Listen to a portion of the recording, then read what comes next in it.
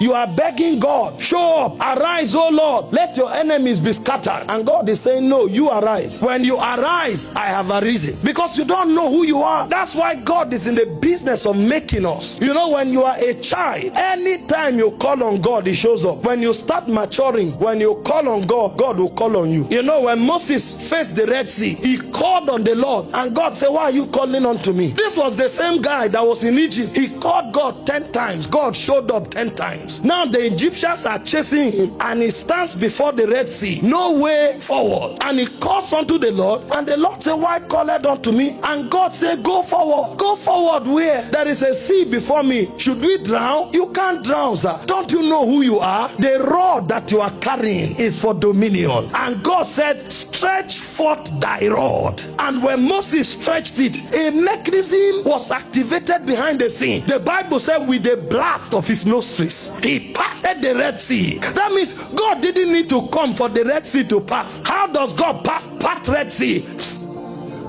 That's what Moses was calling God. Lord, Lord. He said, no, when I sneeze, the Red Sea parts. He said, with the blast of his nostril, he parted the Red Sea. But Moses didn't know that as a glorified being, he was dominion in motion. He didn't know. It took many years for Moses to discover. That's why as you study your Psalms, a point came when Moses understood that glory was dominion. The Bible said when Israel left Egypt, the land of a strange language, it said Judah was a sanctuary. It said Israel was his dominion. It said the sea saw them and fled. It said Jordan went backward. It said the mountains skipped like rams. And it said, oh yeah, sea, why fleddest thou? Oh yeah, mountains, why skippest thou? Oh yeah, Jordan, why goest thou backward? Guess the answer they gave. It said, let the whole earth tremble at the presence of God. Because when Moses is coming, the entourage of heaven is coming. Moses didn't know. When Moses discovered it, Moses went to God, and God said, my angel will go with you. He said, we will not depart from here. If your presence does not go with us, we will not depart. Moses didn't know at first that glory was not about light. He was seeing the Shekinah, but he didn't know the meaning. He thought the Shekinah was about direction. It's beyond direction. It's dominion. When Moses discovered it, Moses entered rest. He entered different cities without fear. And even the nations knew that when Moses comes, God comes. That's why when he entered the territory of Balak, the Bible said Balak didn't rise up to fight him, because this guy is dominion in motion. He said Balak went to look for a man called Balaam. He said whoever Balaam blesses is blessed, whoever Balaam curses is cursed. Before Balak confronted Israel, Israel didn't have weapons. They didn't have chariots of iron. They didn't have bows. They didn't have arrow. They were just coming with glory. And kings were afraid of them. They had to call Balaam to curse them before they could bring their own army. Their own army had chariots.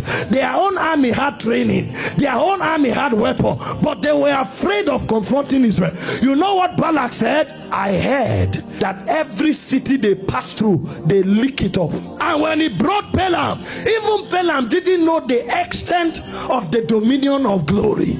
Balaam said, come on, let's do this job quickly and go. Balaam tried divination one time. It didn't work. He tried. It didn't. Imagine, they carried your name to a shrine. They are invoking you. You are sleeping, but it's not working. You are not praying. You are not fasting. They carry you. They bring something from Indian Ocean. They bring something from Sahara Desert. They kill a virgin. They tear the intestine of crocodile. They do the whole conjuring. And when they shouted your name, you were sleeping. Thunder appeared. A point came. Balaam said, there is no enchantment against Jacob. There's no divination against Israel. He said, the shout of the king. Hey. Sahika kora katene kapatala. Varakana sagata. Mahilo talash. There is a level where you seek intervention. You call intercessors, you call prophet, you are doing 7 days vigil, you are pouring oil around your house. That's good. But you see, revelation is in realms. When you know you are a glory carrier, you know you are a system of dominion. The devil will not keep me awake, sir. I sleep because he giveth his beloved sleep. But when I stand up, if I roar, hell shakes. Go call my name in a shrine. See what will appear to you. He said there is no enchantment. He didn't say Israel cannot be enchanted. When they check where they get wars for conjuring, for enchantment, when you call Israel, the place is deleted. That means no weapon of darkness has the potency to hurt you.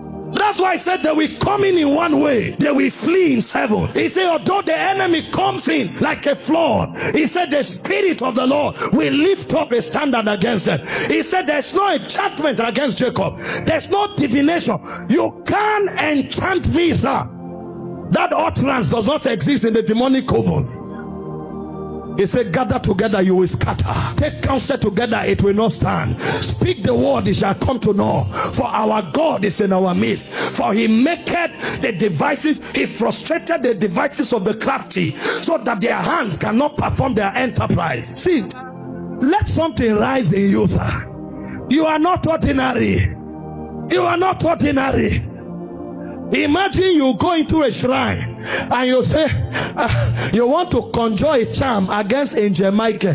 No, sir. The shrine will catch fire, because that being, the shrine doesn't have the sophistication to handle him. But guess what? What you carry is the glory of God himself. There's no shrine that can trap me, sir. What I carry is superior to shrines. This software is too advanced for demonic intelligence.